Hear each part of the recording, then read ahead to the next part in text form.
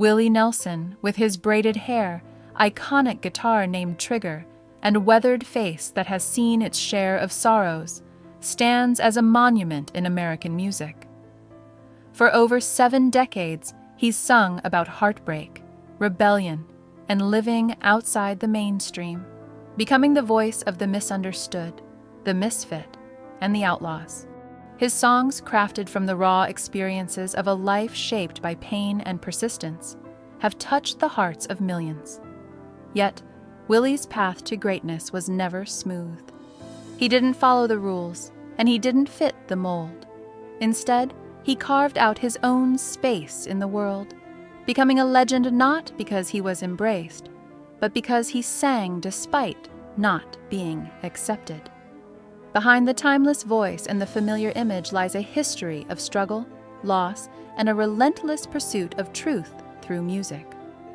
Early years in Abbott, Texas, Willie Nelson was born on April 29, 1933, in Abbott, Texas, a town so small it barely registered on the map. The rural setting reflected the poverty that would shape his early years. His parents, Ira and Myle Marie Nelson, were very young when they married, just 20 and 16 years old, respectively, and their union was more a result of necessity than love. By the time Willie was 6 months old, his parents had disappeared, leaving him and his sister Bobby to grow up in the care of their grandparents. Although his grandparents, Alfred and Nancy Nelson, offered love and stability, the absence of his parents left an indelible mark on Willie. It wasn't a dramatic wound, but the quiet ache of abandonment stayed with him, weaving itself into his music and his persona. Raised by his grandparents. Willie's grandparents, deeply religious and grounded in the traditions of the Methodist Church, provided the structure and care that Willie needed. It was from them that he inherited not only his faith but also his love for music. His grandmother, Nancy, made sure that music was a constant part of his upbringing, ordering songbooks from the Sears Roebuck catalog. She also placed a guitar in Willie's hands when he was just 6 years old, teaching him to read music before he ever learned to question life's circumstances. For Willie, music was not a mere hobby, it was a lifeline. It was something that could carry him away from the absence of his parents, offering him both solace and purpose. The music, particularly gospel, Western swing, and blues, became a language that allowed Willie to express emotions too complex for words. Music as survival. From an early age, music was not just something Willie enjoyed, it was a survival mechanism. The lack of a stable home life, the absence of both parents, and the harsh realities of growing up in poverty made music his refuge. As a child, Willie's school years were not marked by academic success, but by a deep disinterest in the classroom. He didn't connect with the lessons or the structure of formal education. Instead, his mind and heart were already tuned to the frequency of music. At just 9 years old, he was already playing guitar in a local band and earning his first dollars from music. By 10, he was writing his own songs. His notebooks filled with lyrics revealed a depth and maturity far beyond his years, expressing feelings that many adults could not articulate.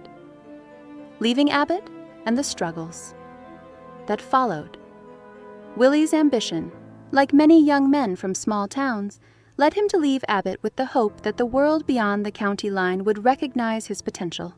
After graduating from high school in 1950, he enlisted in the United States Air Force, seeking structure in a life that felt increasingly chaotic. But a back injury cut his military service short, and he was honorably discharged. Back in Texas, he drifted from job to job, selling Bibles, working as a plumber's apprentice, and even selling vacuum cleaners. These jobs, though they offered temporary stability, never satisfied him. His heart remained in music, and he continued to perform in honky-tonks, small radio stations, and wherever he could find an audience. It was during these years that Willie began honing his unique voice, a voice that didn't fit into the polished standards of the mainstream country music industry. Personal life and the pain of fatherhood. Willie's personal life, however, was not as harmonious as his music. In 1952, he married Martha Matthews, a Cherokee woman with a fiery temper that matched his own restlessness. Together, they had 3 children, Lana, Susie, and Billy. However, their marriage was fraught with tension and conflict, often driven by Willie's unrelenting devotion to music at the expense of his family. Martha, overwhelmed by the instability and the constant absence of her husband, eventually grew resentful. Their marriage deteriorated into a toxic relationship marked by emotional and physical abuse. In one incident, Martha, furious at Willie's drunken state, tied him up in bed sheets and beat him. Despite the pain of their relationship, the marriage remained largely held together by obligation rather than love. They divorced in 1962, and Willie's relationship with fatherhood became defined by his absence, echoing the abandonment he experienced as a child. Writing in poverty. Despite his personal struggles, Willie's career as a songwriter began to flourish during the 1960s. He wrote songs in the midst of poverty, crafting melodies in cold apartments with broken heaters and a growing sense of personal failure. Even as his marriage fell apart, he wrote songs that would become iconic. He wrote Crazy for Patsy Cline, a song that would become one of the most recorded country songs in history. He wrote Hello Walls and Funny How Time Slips Away. Yet, despite his success as a songwriter, Willie remained largely unknown as a performer. He sold Crazy to Patsy Cline's publisher for just $50, a meager sum for a song that would go on to become a classic. Nashville, however, wasn't ready for Willie. The city's gatekeepers rejected his voice, dismissing it as too rough, too raw, and too unconventional for mainstream country music. Nashville's rejection. Willie Nelson's voice didn't fit the polished sound that dominated Nashville in the 1960s. His phrasing was unconventional.